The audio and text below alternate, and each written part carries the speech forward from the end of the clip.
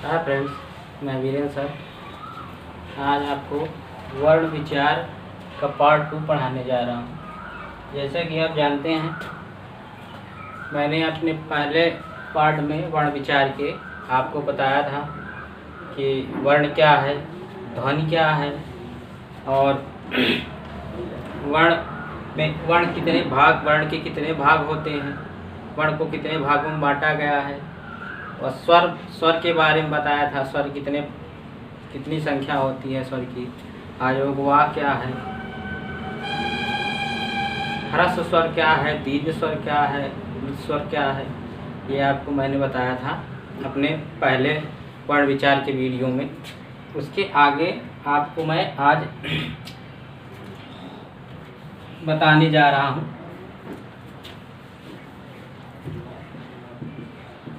स्वर। मैंने बताया था ह्रस्व स्वर बताया था। ह्रस्व स्वर में मैंने बताया था आ ई उ री, 4। इसकी संख्या कितनी होती है? 4। ये ह्रस्व स्वर है। दीर्घ स्वर मैंने बताया था बड़ा आ, बड़ी ई, बड़ा ऊ, ए, ऐ, ओ, औ।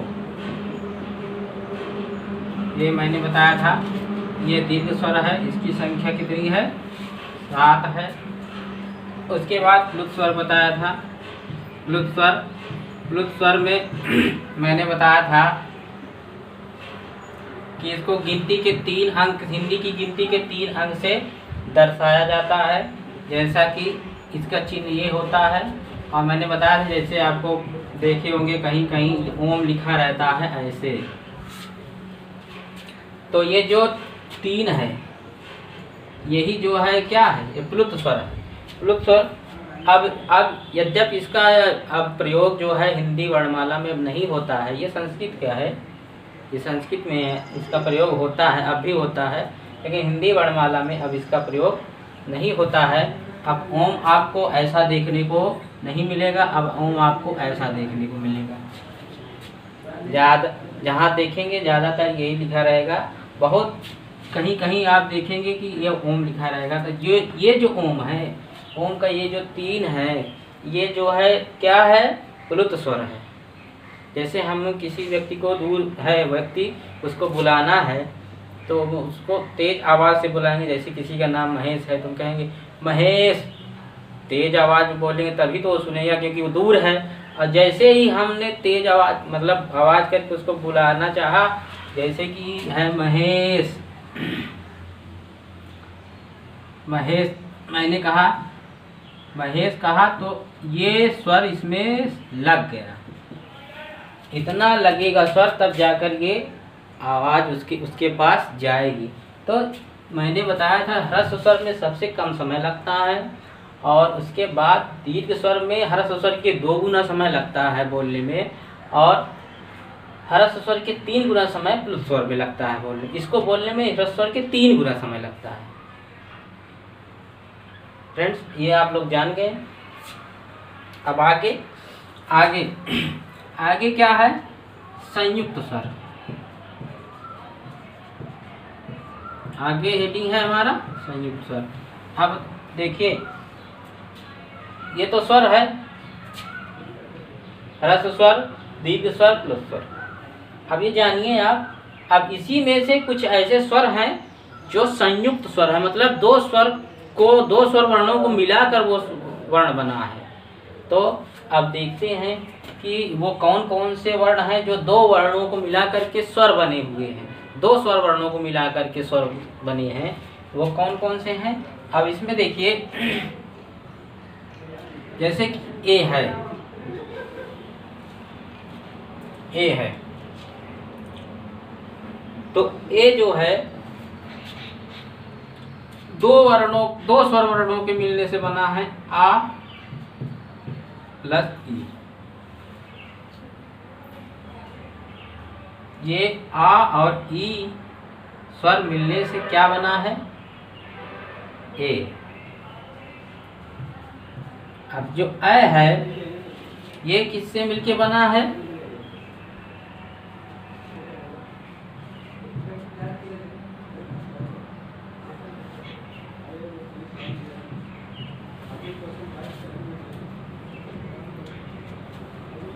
आ और ए किससे मिलके बना है? आ और ई से।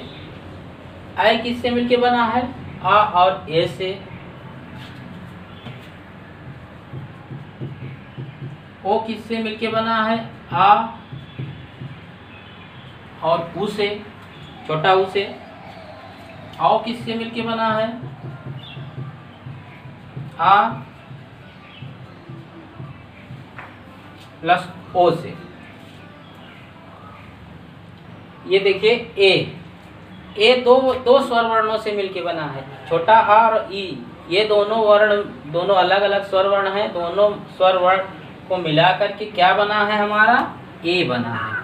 उसी प्रकार आय, आ और आय मिलकर क्या बना है? आय। उसी प्रकार देखते हैं सेम, आ और छोटा ओ मिलकर बना है ओ, आ और ओ मिलकर बना है आओ। ये भी चारों क्या हैं? हमारे संयुक्त स्वर हैं। क्या है? संयुक्त स्वर। यही चारों हमारे संयुक्त स्वर हैं। स्वर की संख्या, वर्णों की संख्या, स्वर वर्णों की संख्या मैंने बताया था 11। अयोगवा बताया था अनुस्वार, अनुनासिक और विसर्ग। ये तीनों क्या है? अयोगा, जिसमें से अनुस्वार और अनुनासिक जो है वो अयोगवा में आते हैं। श्रेणी में रखा जाता है, स्वर की श्रेणी में ही रखा जाता है, लेकिन वो अयोगवा है। मूल स्वर 11 ही माने गए हैं हिंदी वर्णमाला में। तो अब यहाँ पर आपका स्वर जो है कंप्लीट हो गया। स्वर जो है कंप्लीट हो गया है। इसमें स्वर में अब आपको अब और कोई क्वेश्चन नहीं बचा है कि इसमें से स्वर में से जो क्वेश्चन आते हैं इसी में से आते हैं। और मान लीजिए कोई और अभी स्वर में से अगर कोई क्वेश्चन बचा होगा तो हम उसको बता देंगे। जितने भी व्यूअर हैं जो देख रहे हैं वीडियो हमारी, वो जाने। हमारे चैनल को प्लीज़ सब्सक्राइब कर दीजिए जो नए व्यूअर हैं, और लाइक कमेंट करके शेयर कर दीजिए, ताकि आने वाली वीडियो जो है आप लोगों को मिलती रहे। और अगर हमारा ये क्लास आपको पसंद आ रहा है तो ज़्यादा से ज़्यादा लाइक करिए, शेयर करिए, कमेंट करिए, ताकि हम आप ही लोगों की वजह से हमको पढ़ाने में और मोटिवेट होते रहते हैं। हमको और अच्छा लगता है। आप लोग अगर लाइक करते हैं, कमेंट करते हैं, शेयर करते हैं, सब्सक्राइब करते हैं तो हमको और अच्छा लगता है, हमारी भी दिलचस्पी बढ़ती है पढ़ाने में। तो आप स्वर हो गया। अब आगे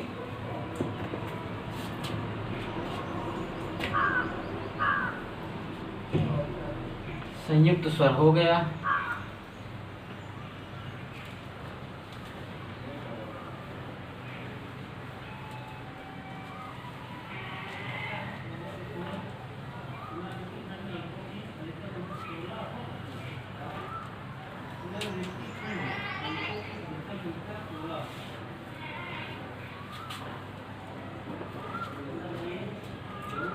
अब ये तो था स्वर। अब आ गया व्यंजन। ठीक, व्यंजन किसे कहते हैं? सबसे पहले बात, व्यंजन किसे कहते हैं? व्यंजन शुद्ध रूप में ऐसे ही लिखा जाता है दोस्तों, क्योंकि बहुत सी जगह देखे होंगे आप ऐसे लिखा रहता है, तो ये शुद्ध नहीं है। शुद्ध यही है, व्यंजन ऐसे ही लिखा जाता है। ये शुद्ध है, ये अशुद्ध आ जाएगा। अगर शुद्ध अशुद्ध में अगर क्वेश्चन आया तो आपको शुद्ध ये है, ये अशुद्ध है, यही आपको क्लिक करना है। अगर क्वेश्चन आ गया वनडे एग्जाम में, किसी भी एग्जाम में, तो शुद्ध अशुद्ध में अगर आएगा तो ये शुद्ध होगा और ये अशुद्ध होगा। ये ध्यान दीजिएगा दोस्तों। तो व्यंजन आप अगर ऐसे रोज लिखते रहेंगे तो आपकी आदत पड़ जाएगी व्यंजन ऐसे लिखने की, और ये शुद्ध रूप है। ठीक है। हाँ, तो अब आइए व्यंजन किसे कहते हैं। सबसे पहली बात, स्वर में क्या था? स्वर में ये था कि स्वर पूरी तरह स्वतंत्र होते हैं। इसमें व्यंजन वर्णों की सहायता नहीं ली जाती थी, वो स्वर होता था। लेकिन ये है व्यंजन, ये है व्यंजन। व्यंजन क्या होता है? व्यंजन पूर्ण रूप से स्वतंत्र नहीं होता है, इसमें जो है स्वर की सहायता ली जाती है, बिना स्वर के व्यंजन बनेगा ही नहीं है। तो इसका सीधा सीधा परिभाषा ये है कि व्यंजन वे वर्ण कहलाते हैं जिनमें स्वर की सहायता ली जाती है और जो पूर्ण रूप से स्वतंत्र नहीं होते हैं। तो देखिए,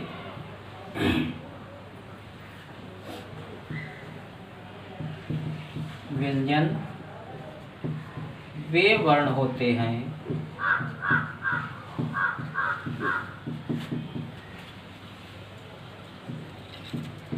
जो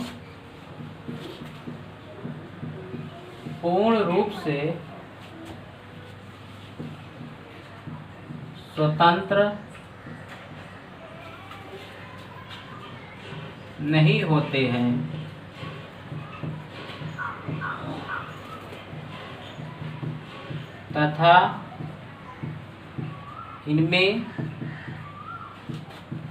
स्वर की सहायता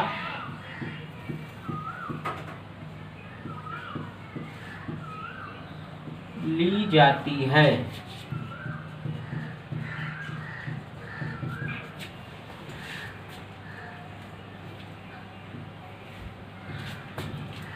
व्यंजन वे वर्ण होते हैं जो पूर्ण रूप से स्वतंत्र नहीं होते हैं तथा इनमें स्वर की सहायता ली जाती है। समझ में आ रहा? तो व्यंजन वे वर्ण होते हैं जो पूर्ण रूप से स्वतंत्र नहीं होते तथा इनमें स्वर की सहायता ली जाती है। ये तो हो गई व्यंजन की परिभाषा। आप देखिए, व्यंजन आया जैसे कि स्वर आता है, स्वर की संख्या कितनी है? तो स्वर की संख्या मैंने बताया मूल रूप से 11 स्वर होते हैं। वो जो 2 अन और आ है वो अयोग वहाँ है, लेकिन स्वर की श्रेणी में रखे गए हैं तो 13 संख्या हो जाती है स्वर में, लेकिन मूल रूप से 11 स्वर होते हैं। तो उसी प्रकार व्यंजन में भी पूछ सकता है कि व्यंजन की संख्या कितनी है, व्यंजन वर्ण की संख्या कितनी है, व्यंजन वर्ण की संख्या कितनी है। तो व्यंजन वर्ण की संख्या कितनी है? तो मूल संख्या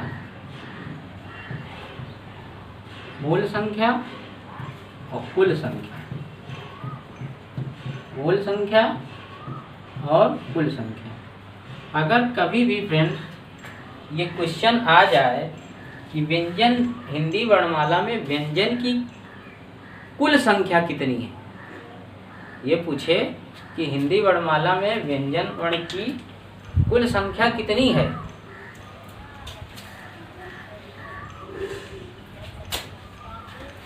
तो आपको बताना है कि व्यंजन वर्ण में वर्णों की संख्या कुल 39 है। कितनी है? 39।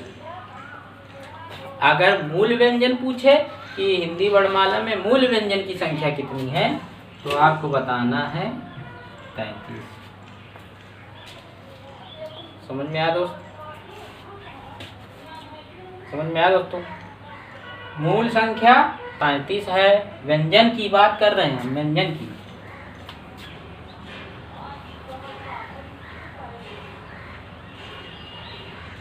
इसको फिर से लिख दे रहे हैं, मूल व्यंजन, मूल व्यंजन, कुल व्यंजन। 33 संख्या है और 39 संख्या। मूल व्यंजन अगर पूछेगा कि एग्जाम की, ऐसा एग्जाम में आता है, भंडारी लगभग एग्जामों में आता रहता है, हर एक वनडे एग्जामों में आता रहता है। व्याकरण, हिंदी व्याकरण से क्वेश्चन आता है आपके, IAS PCS लोअर PCS सब में आता है, समीक्षा अधिकारी RO सब में आता है, लेखपाल GD पुलिस सब में आता है। तो मूल व्यंजन की संख्या कितनी है? 33 है। और कुल व्यंजन की संख्या कितनी है? 39 है। तो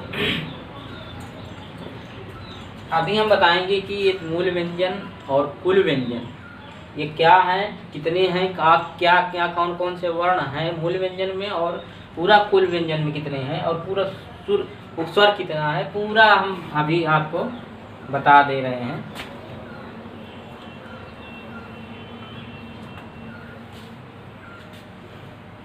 इतना आप समझ गए होंगे, मुझे उम्मीद है। आगे अब स्वर देखिए, संख्या आप देखते रहिए आप।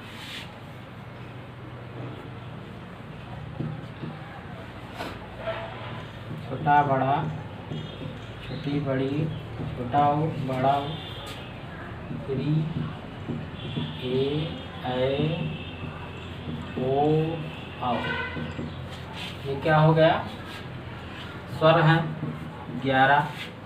उसके बाद अन है, आ है, ये कितने हो गए, 2 हो गए। टोटल कितने हो गए, ये 13 हो गए। अभी संख्या देखते रहिए, मैं संख्या लिखते जा रहा हूँ। उसके बाद व्यंजन आएगा। व्यंजन वर्ण में आपको देखिए, तो व्यंजन वर्ण में ध्यान दीजिएगा, तो आएगा आपका खा खा गा घा अंगा, चा छा या झा ञा, टा ठा डा धा ना, ता था दा धा ना, पा फा वा भा मा। तो देखिए दोस्तों, ये तो हो गए, ये व्यंजन है। आप देखिए इसमें ये कितनी संख्या है, का वर्ग की संख्या कितनी है, का वर्ग की संख्या 1 2 3 4 5 है। ऐसे ही सब की है, 5 5 सब की है। इधर से भी देखें 5 है, इधर से भी देखें 5 है, इधर से भी 5 है, इधर से भी 5 है, और 5 वर्ग है। तो कुल मिला के ये कितनी संख्या हो गई दोस्तों, 25। कितनी हो गई, 25। और इसको कहते हैं स्पर्श व्यंजन। क्या कहते हैं, स्पर्श व्यंजन या पंचमाक्षरी। क्या कहते हैं, स्पर्श व्यंजन या पंचमाक्षरी। स्पर्श व्यंजन या पंचमाक्षरी क्यों कहते हैं, नाम इसलिए कहते हैं कि देखिए हर एक वर्ग में, चाहे जिस भी तरफ देखें, हर एक तरह से 5 अक्षर आते हैं। हर एक वर्ग में 5 अक्षर, टोटल इसकी संख्या 25 हो गई। पंचमाक्षरी, हर एक वर्ग में 5 अक्षर आते हैं, तो उनके इसका नाम स्पर्श व्यंजन भी है या पंचमाक्षरी भी, दोनों कह सकते हैं। ठीक है ना। आगे उसके बाद क्या आता है आपका, ये तो हो गया 25, ये हो गए 25, ये हो गए पंचमाक्षरी के।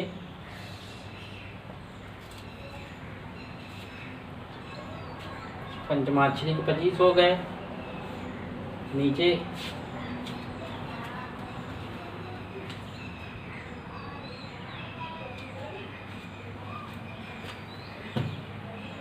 देखिए, या रा ला वा, शा शा शा हा।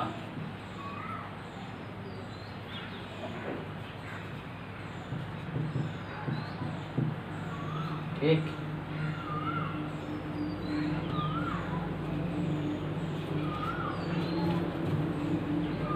छ त्रा ज्ञा स्रा।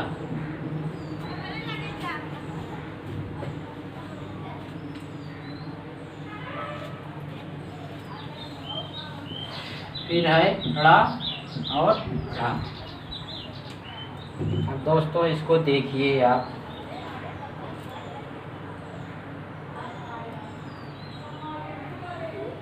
ये पंचमाक्षरी था, 25 संख्या थी।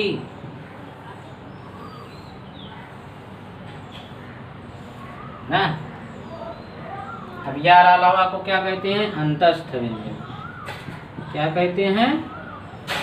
अंतस्थ व्यंजन। सा को क्या कहते हैं? ऊष्म व्यंजन। क्या कहते हैं? ऊष्म व्यंजन। छात्र क्या कहते? संयुक्त व्यंजन। क्या कहते हैं? संयुक्त व्यंजन। संयुक्त व्यंजन। अड़ा को क्या कहते हैं? द्विगुण। द्विगुण या दिल व्यंजन।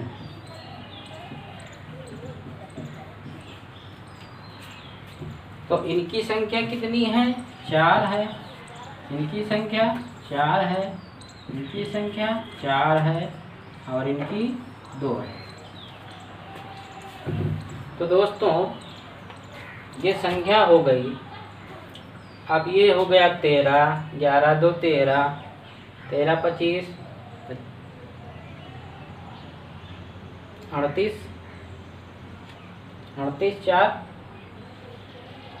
कितना हो? 25, 10 35, 35 3 38, 38 38 4 42, 42 4 46, 46 4 50, 50 2 52। तो अगर पूछा जाए, कभी पूछे कि हिंदी वर्णमाला में वर्णों की कुल संख्या कितनी है, तो आपको क्या बताना है? 52। हिंदी वर्णमाला में वर्णों की संख्या कुल कितनी है? 52। 52 वर्ण है टोटल। देख लीजिए 52 वर्ण है। सबका नाम है, सबके वर्णों। अब इसको कहेंगे तो का वर्ग। ये का वर्ग है, ये चा वर्ग है, ये टा वर्ग है, ये ता वर्ग है, ये पा वर्ग है।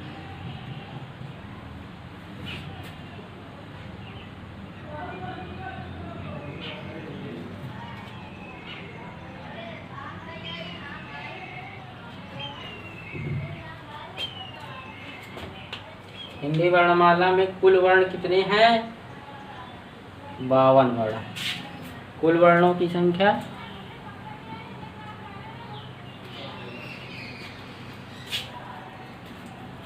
कुल 52 वर्ण।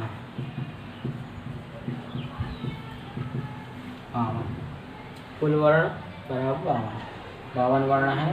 अब आप देख लीजिए, मैंने गिनती लिख दिया है ताकि आपको परेशानी ना हो गिनने में। ये 11 स्वर हैं, देख रहे हैं। ये 2 हैं, 13 हो गया, 13 25 38 हो गए, 4 42 हो गए, 4 46 हो गए, 4 50 हो गए, तो 52। टोटल कितने हैं? 52। ये हो गया आपका। हम आपको इसके बाद बताएंगे कि अंतस्थ व्यंजन क्या है, ऊष्म व्यंजन क्या है, संयुक्त व्यंजन क्या है।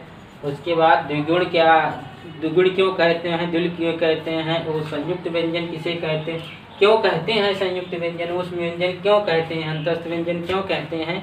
ये सब आपको मैं बताऊंगा, एक एक चीज़ का डिटेल बता दूंगा। आप देखिए, ये पूरा आपका व्याकरण का मेन बेस यही है। यहीं से हिंदी व्याकरण की शुरुआत होती है, मेन बेस यही है। अगर ये आप समझ गए तो आपको व्याकरण समझने में कोई दिक्कत नहीं हो, क्योंकि आगे आने वाले चैप्टर जैसे संधि है, संधि इसी पर बेस है पूरा, वर्ण पर। तो अगर आपको ये वीडियो पसंद आया तो फ्रेंड्स इसको लाइक कर दीजिए, कमेंट कर दीजिए, शेयर कर दीजिए, और हमारे नए व्यूअर जो हैं वो हमारे चैनल को सब्सक्राइब कर दें और बेल आइकन को प्रेस कर दें ताकि आने वाली वीडियो आपको मिलती रहे। धन्यवाद।